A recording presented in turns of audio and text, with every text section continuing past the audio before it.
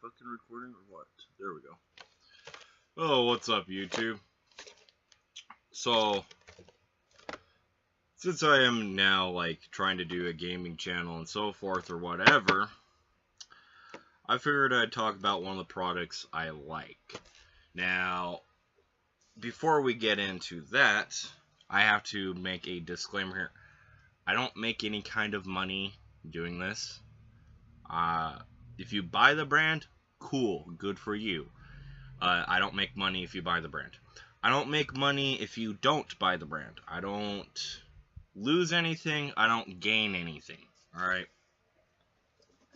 Now, why would I talk about a product if I'm not making any kind of money? Well, I'm going to bring up two controllers here. I'm going to talk a little bit about them. So, this brand is a knockoff brand. It's meant for a PS2. But it doesn't work on a PS2. This is a TTX Tech PS2 corded wire controller. It's an okay controller. It's not really that great.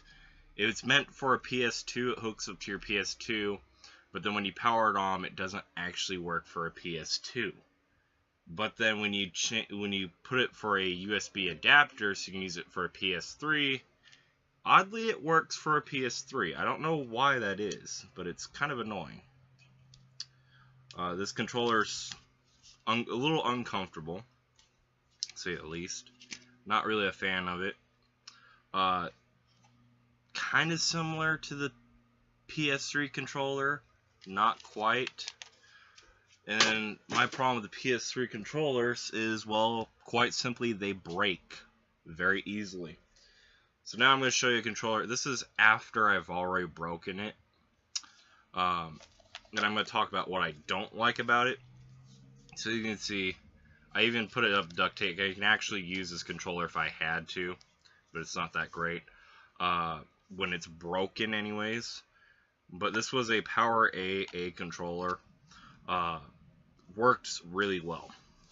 Now getting into that, I did order a brand new one. And before I go, oh, well, if you have a broken one, why would you order a new one? Well, because, honestly, controllers with me tend to break very easily. I've even destroyed multiple PS2 controllers, PS3 controllers, things like that. Controllers tend to break for me. If I can never open this fucking package. But I did order a Power A, and you might be wondering, why ordered a Power A controller? Well, especially if one broke on me. And as I've explained, of course, controllers tend to break.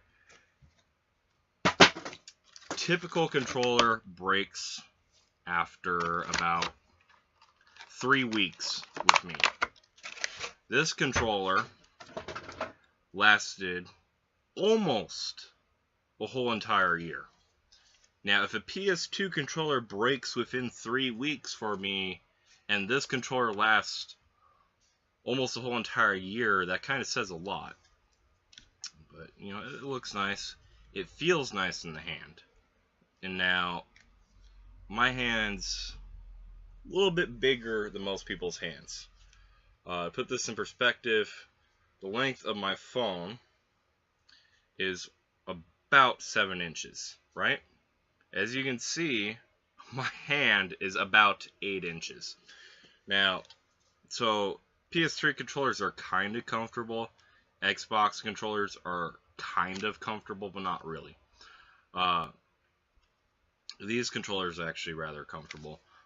I do like this part of it, where it's textured because it has some grip. Now, it's got a USB cord, and I know what you're thinking. I don't really want to be tripping over a cord or some long, some tiny bullshit. This cord's long.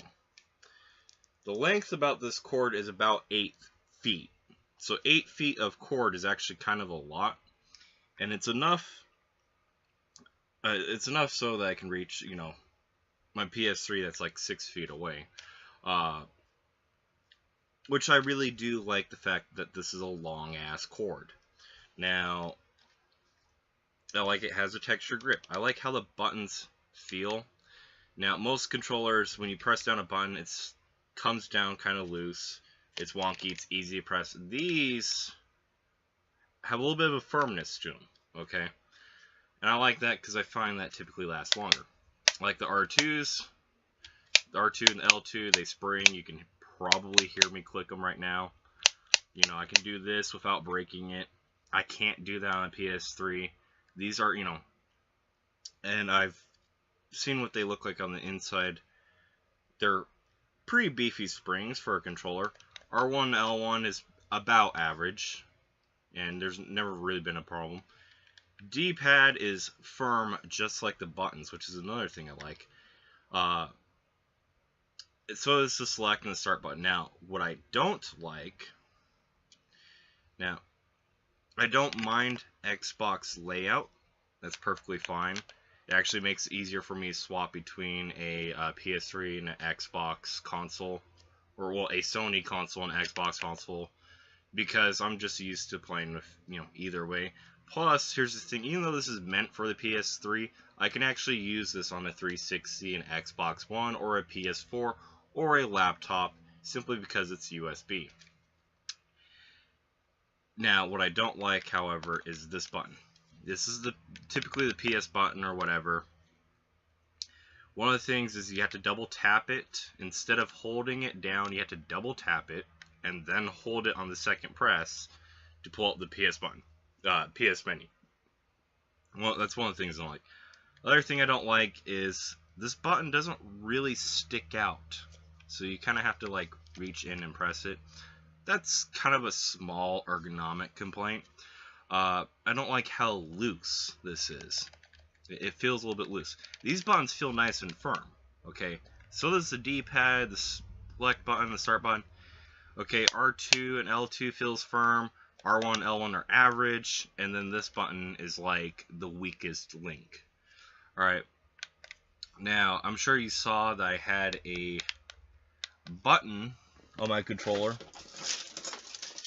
or well, a beer bottle cap Smirnoff, right? That's because the rubber wore out.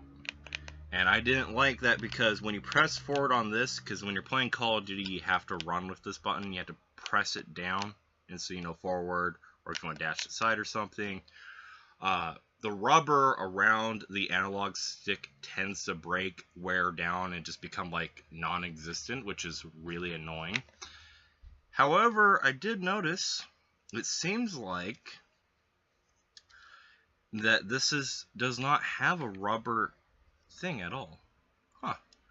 So I guess they did improve. Probably one of the features I liked least about this controller was, again, that it had a rubber analog stick. But these don't have rubber. That's weird.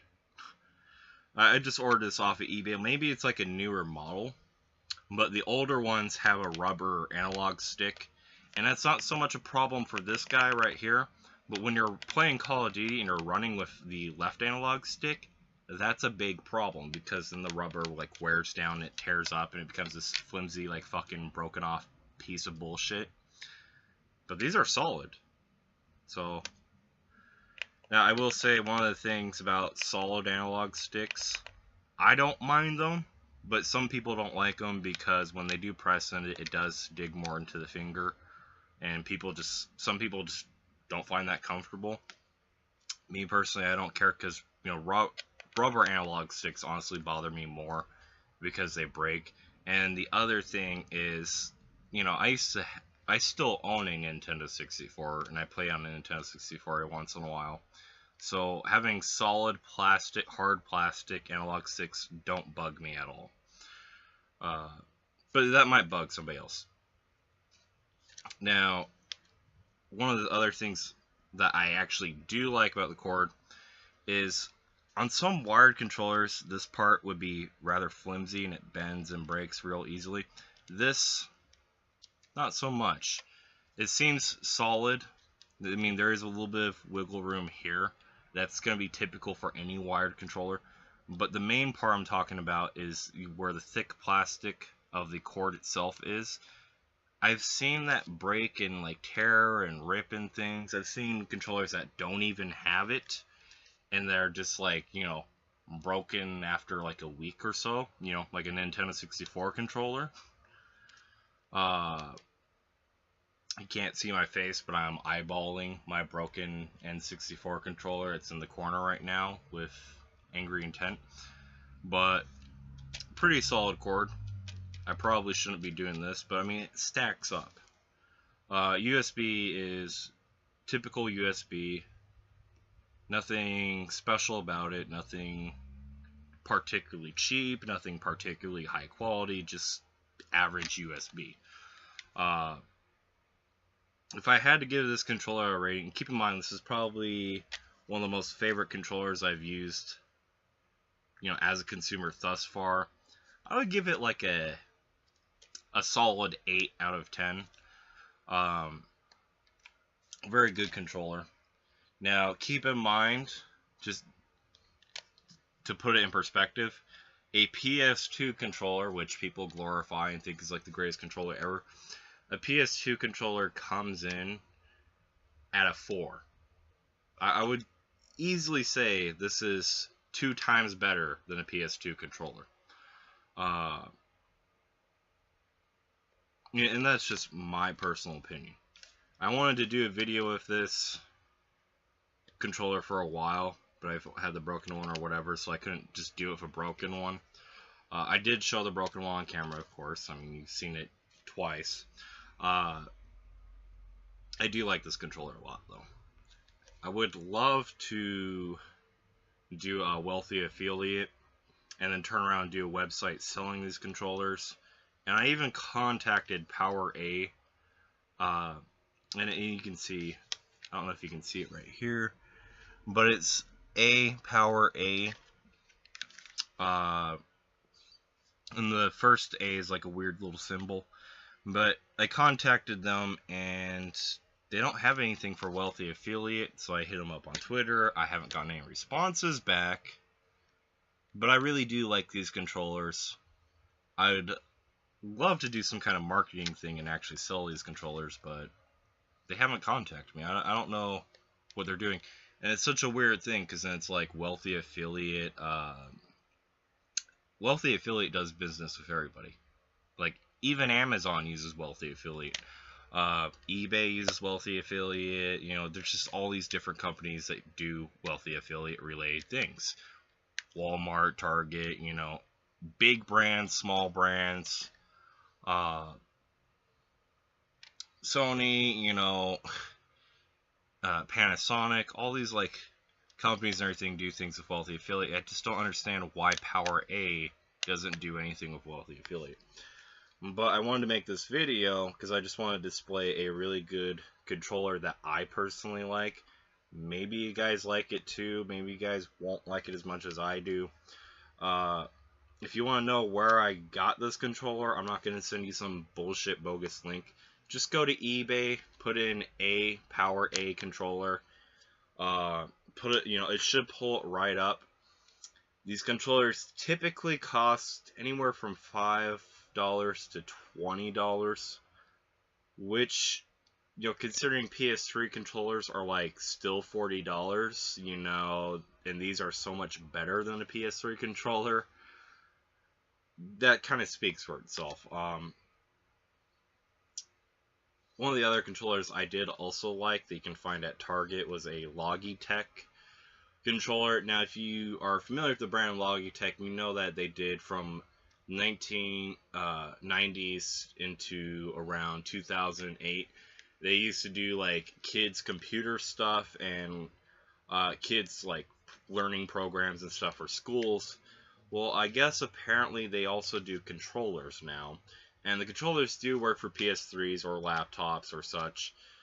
Those are pretty good, but I found with the Logitech controllers, and I will actually grab mine so I can show you.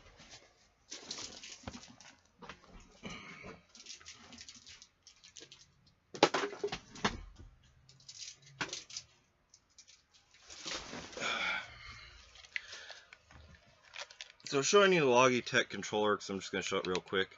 I found that the R2 button and the L2 button, they feel really good. But the R2 button breaks a lot. The L1 is completely broken, because the L1 and the R1 are garbage. This button's a little weird because it doesn't stick out at all, which is really annoying, so you have to like really jam your finger in there. Buttons are fine. The buttons are really good.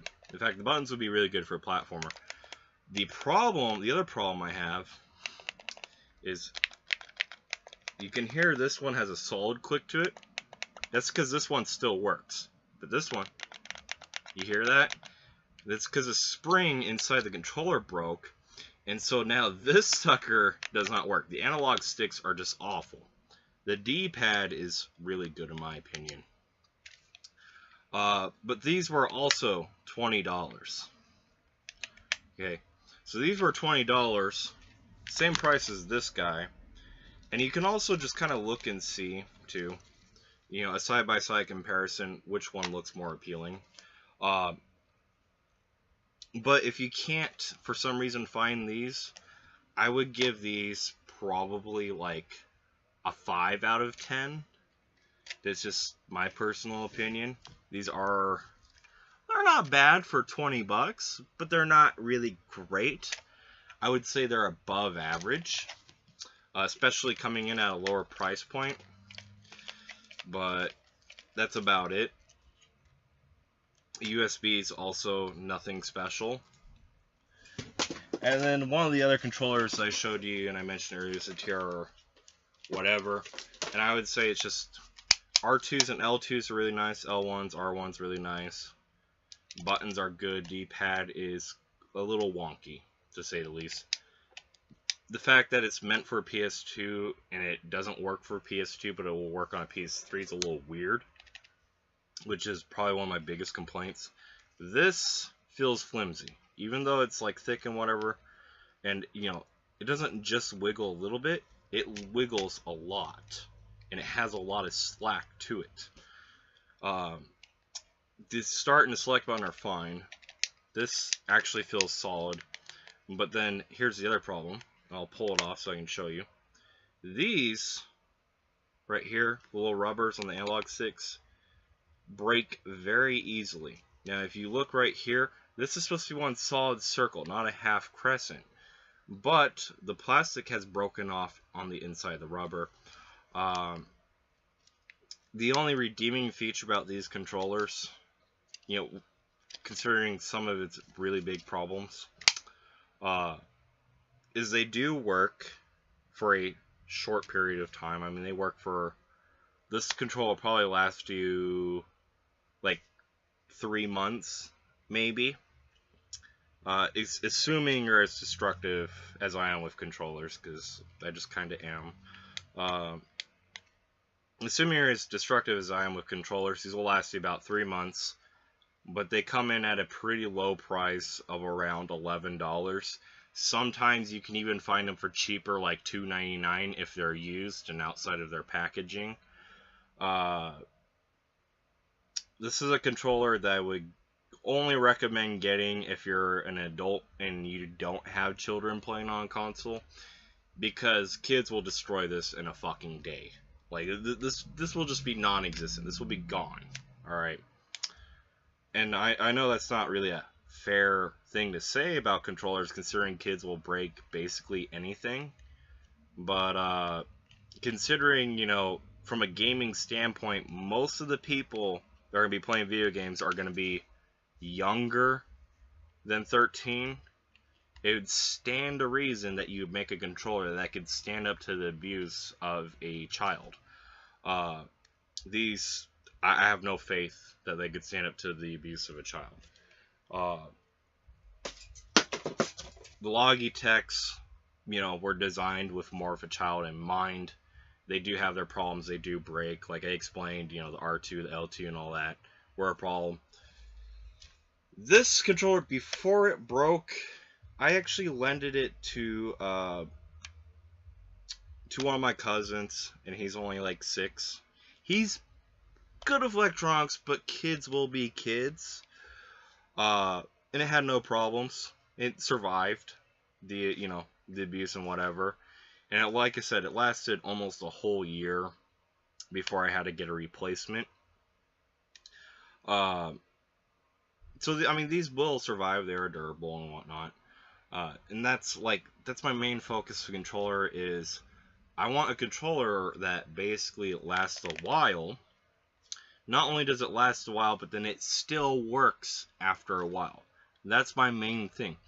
And with these controllers, why I like them so much, the only thing I could really see breaking was the two things that I mentioned was, this middle part, I could see that maybe breaking, which would be really annoying because then you'd have to turn off the console by hand, which is about the only annoying part of that. And then the other problem, they actually fixed, apparently. I didn't realize that I would be getting solid analog sticks.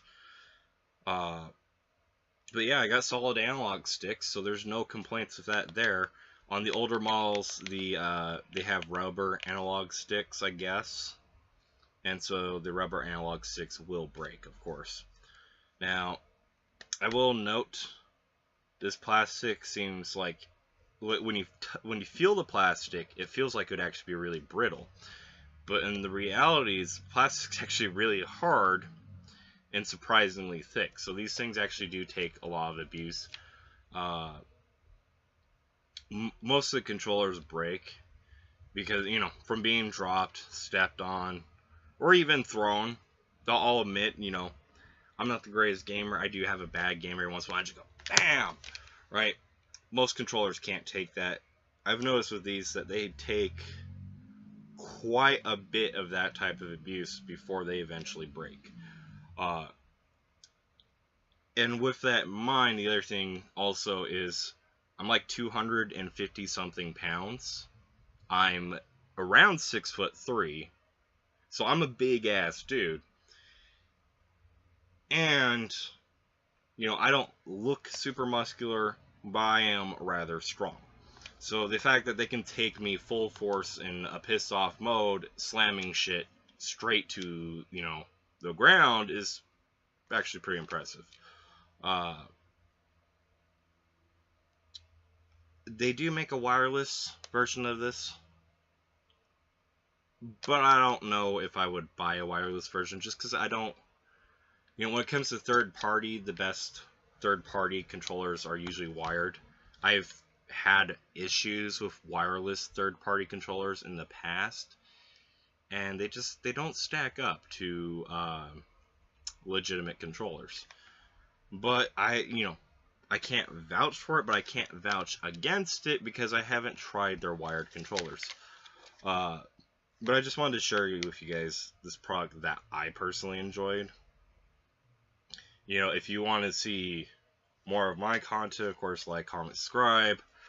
I would recommend, if you're a child, probably don't subscribe to my content.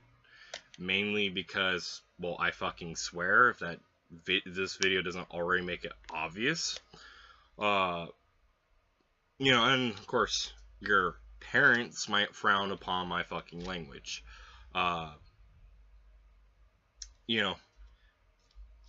And plus, I just don't really want a bunch of fucking children on my fucking channel.